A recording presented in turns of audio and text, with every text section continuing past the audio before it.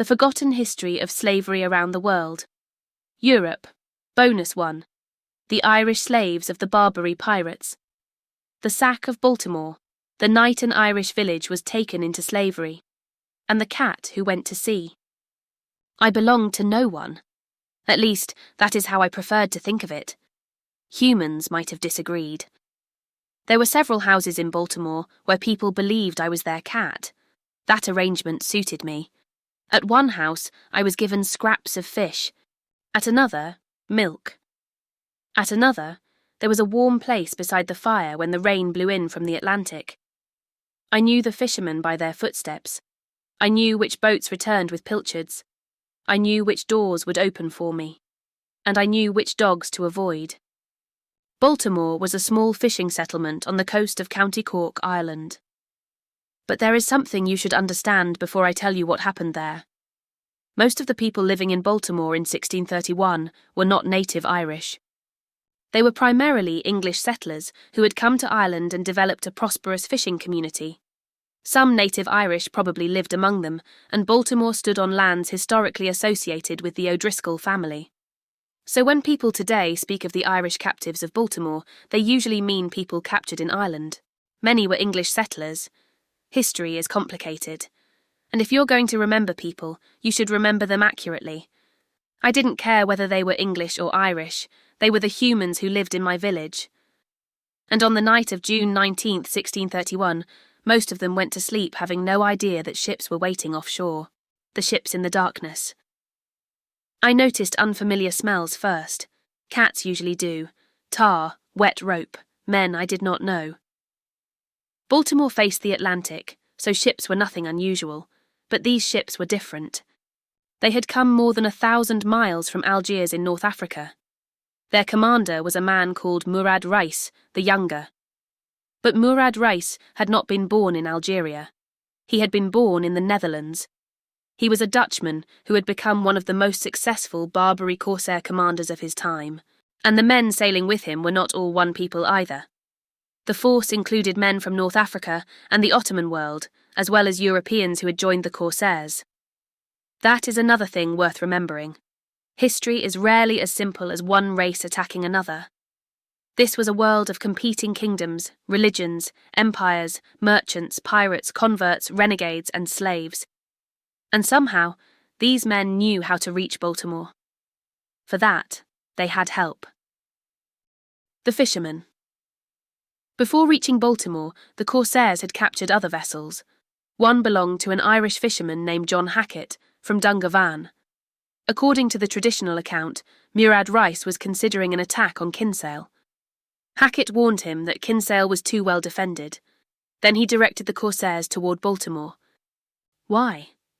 Perhaps he was trying to save his own life. Perhaps there were other motives. Kinsale had more native Irish and was more Catholic. Baltimore had more native English as was more Protestant. There are theories about what happened, but theories are not facts. What we do know is that Hackett helped guide the raiders toward Baltimore.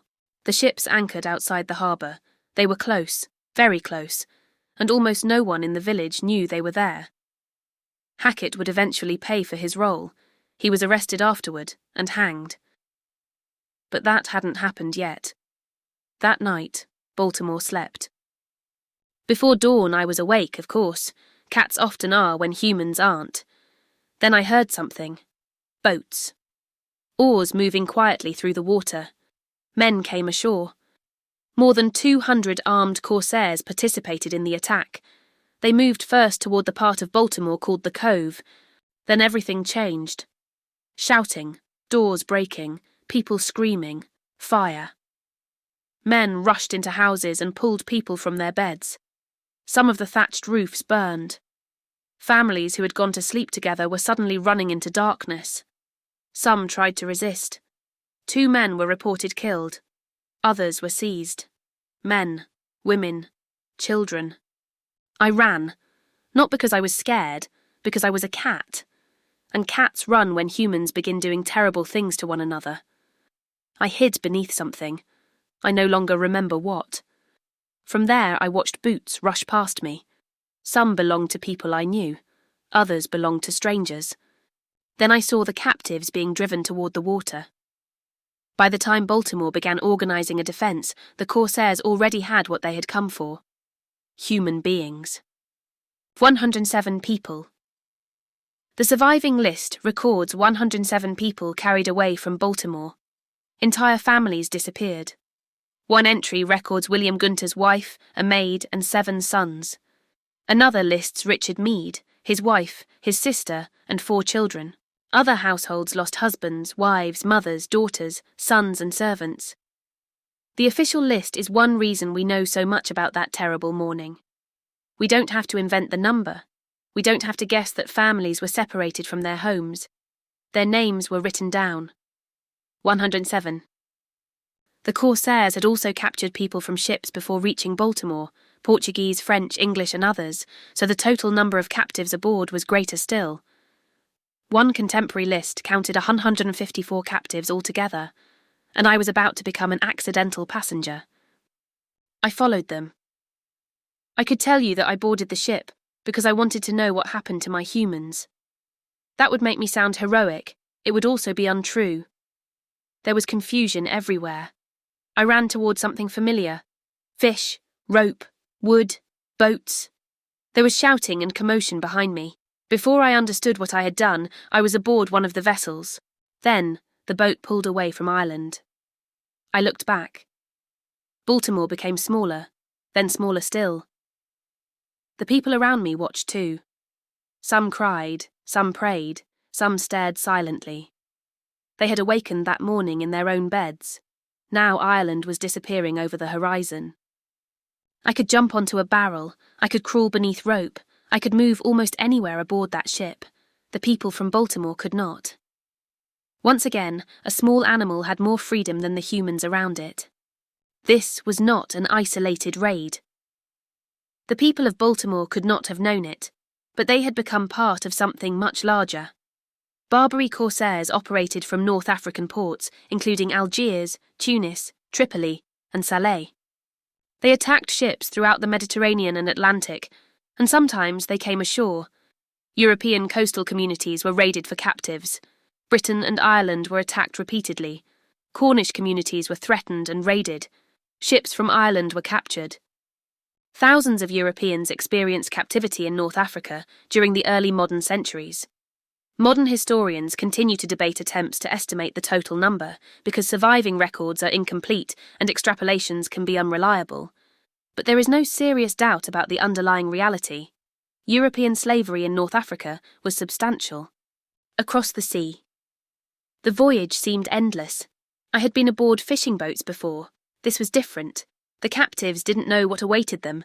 Some probably knew stories about the Barbary corsairs. That might have made the journey worse. There was talk of Algiers. There were stories about slave markets, about ransom, about galleys, about people who disappeared and never returned. For the captives, the sea itself had become a prison. They had been taken from one of the westernmost edges of Europe. Now they were being carried south toward Africa. I listened to them. Some prayed, some comforted one another. Parents tried to keep children close. People asked questions no one aboard could answer. Would someone ransom them? Would their families know where they had gone? Would they ever see Ireland again? I knew no more than they did. Algiers. Eventually, the coastline appeared. Africa. Then came Algiers. It was nothing like Baltimore. Algiers was a major Mediterranean city connected to the Ottoman world, a crowded place of merchants, sailors, soldiers, craftsmen, officials, captives and slaves. And slavery here was not something hidden away. It was part of the economy. Captives could be inspected and valued. A healthy man might be useful as a labourer. A sailor might possess valuable skills. Some men faced the dreaded possibility of being put to the oar aboard galleys. Women might become domestic servants or face sexual exploitation. Children could be separated from parents. Some captives were valuable for another reason: ransom. If someone back home could raise enough money, a captive might someday be redeemed. Churches, families, governments, merchants, and charitable organizations sometimes collected money to free captives. But ransom was expensive. Most families could never afford it. I watched people who had been neighbours in Baltimore enter a world where strangers placed monetary values on them. The fishermen who once sold fish had themselves become merchandise. Families separated. This is where my story becomes even more difficult, because I cannot tell you exactly what happened to every captive from Baltimore, neither can historians. Some historical retellings confidently describe particular fates. We must be more careful. The surviving records do not tell us what happened to most of the 107. We know that captives in Barbary slavery could become domestic servants, labourers, galley slaves, or other forms of bonded workers. Some converted to Islam, sometimes in hopes of improving their circumstances, sometimes for reasons we cannot reconstruct. Some died. Some were eventually ransomed. But for most of the Baltimore captives, the trail disappears.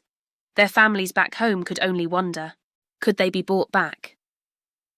People in Britain and Ireland did try to ransom captives held in North Africa. Money was raised, negotiations were attempted. But years passed. In 1633, an agent reported that only about 70 of the Baltimore captives could still potentially be redeemed. Imagine leaving home one morning in 1631 and not regaining your freedom until the middle of the 1640s. Their eventual lives after returning are uncertain, and the fate of most of their companions remains unknown. But Baltimore was part of a much bigger story. If you remember only one thing besides the people themselves, remember this: slavery did not move in only one direction. What happened back in Baltimore? I could not see it from Algiers. But historians can tell us what happened. The survivors left. Many moved inland toward places such as Skibbereen. The fishing settlement that had existed before the raid never fully recovered in the same form. John Hackett, the fisherman who had guided the corsairs, was arrested. He was convicted. He was hanged. Baltimore helps us see that complicated history. Not because the suffering of one group cancels the suffering of another. It doesn't. Human suffering is not competition. The lesson is simpler. Human beings have repeatedly found reasons to take freedom from other human beings. And Baltimore became remembered for something no fishing village would ever want to be remembered for. A night when people came from the sea and stole its families. But Baltimore was part of a much bigger story. If you remember only one thing besides the people themselves, remember this: slavery did not move in only one direction. During the centuries of the Atlantic slave trade, Europeans participated in the forced transportation and enslavement of millions of Africans on a vastly greater transatlantic scale. That history must never be minimized. But another history is also true.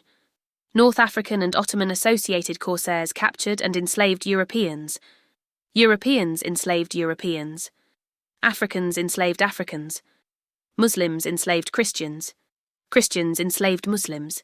And people sometimes enslaved others who shared their religion, ethnicity, or language. Slavery is much older than modern racial categories. Baltimore helps us see that complicated history. Not because the suffering of one group cancels the suffering of another. It doesn't. Human suffering is not competition. The lesson is simpler.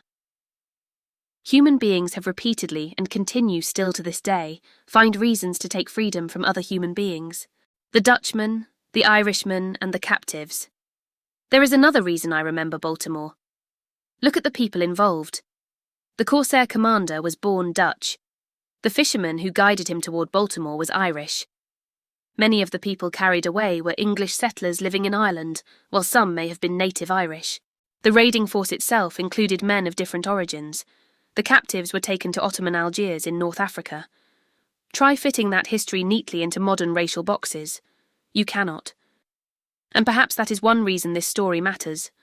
The past was complicated, slavery was complicated, but the loss of freedom was painfully simple. I was only a cat. Eventually, I stopped expecting to smell the Atlantic air of County Cork again. I found other docks, other fishing boats, other kitchens. Cats survive. That is what we do.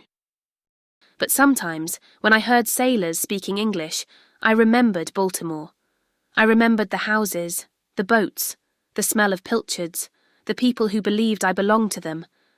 And I remembered the morning they were taken away. June 20th, 1631. A village on the coast of Ireland. More than 100 people carried from their homes. A voyage of more than 1,000 miles. a slave market in North Africa. A few eventually regained their freedom, but even those would not forget the trauma. Most disappeared from the surviving historical record. They were not the only Europeans taken by Barbary corsairs. Baltimore was not the only community attacked, and Europeans were certainly not the only people enslaved in the 17th century world. But these 107 people had names. Their families had names. Their village had a name. Baltimore. And that morning reminds us why history should never become a contest over whose ancestors suffered most. It should become a warning about what human beings are capable of doing to one another. I was only a cat. No one recorded whether a cat watched the ships leave Baltimore. That part of this story is fiction. But the ships were real. The raid was real. The captives were real. The slave markets were real. And for most of the people carried away that morning, home disappeared over the horizon, and they never saw it again. Thank you for watching. Please like, share and subscribe for more history most are never taught, and remember, as said by George Santayana, those who cannot remember the past are condemned to repeat it. There are many more videos coming about the history of slavery around the world and on every inhabited continent. There are also many more videos on the history of North America and the United States of America. For students who want a deeper understanding, the book includes questions for reflection and questions for further research at the end of most chapters.